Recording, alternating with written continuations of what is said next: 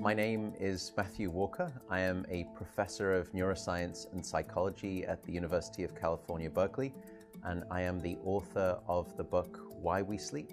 We certainly know that a lack of sleep will actually prevent your brain from being able to initially make new memories. So it's almost as though without sleep, the memory inbox of the brain shuts down and you can't commit new experiences to memory. So those new incoming informational emails are just bounced and you end up feeling as though you're amnesic.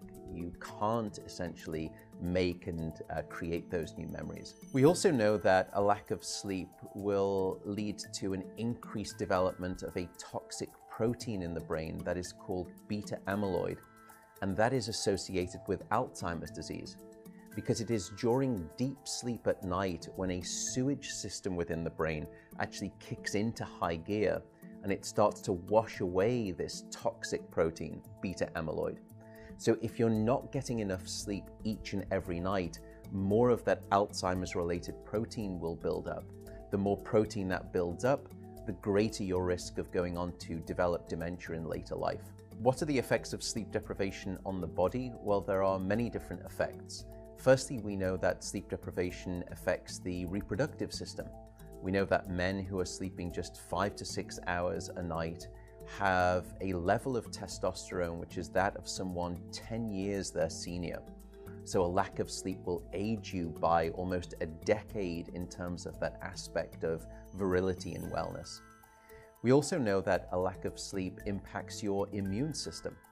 So after just one night of 4 to 5 hours of sleep, there is a 70% reduction in critical anti-cancer fighting immune cells called natural killer cells.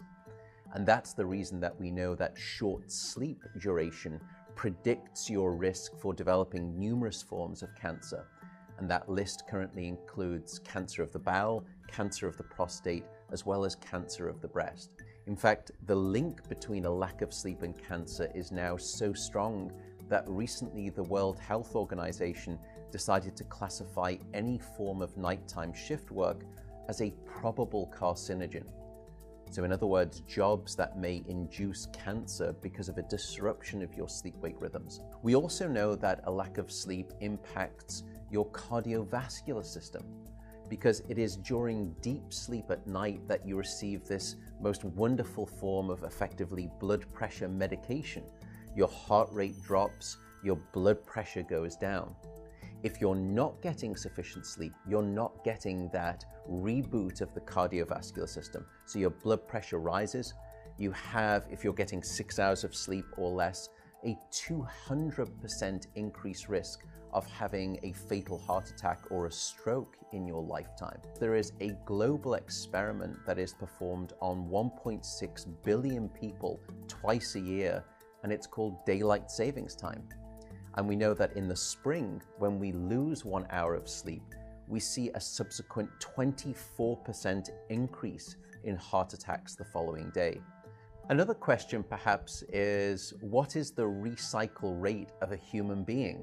How long can we actually last without sleep before we start to see declines in your brain function or even impairments within your body?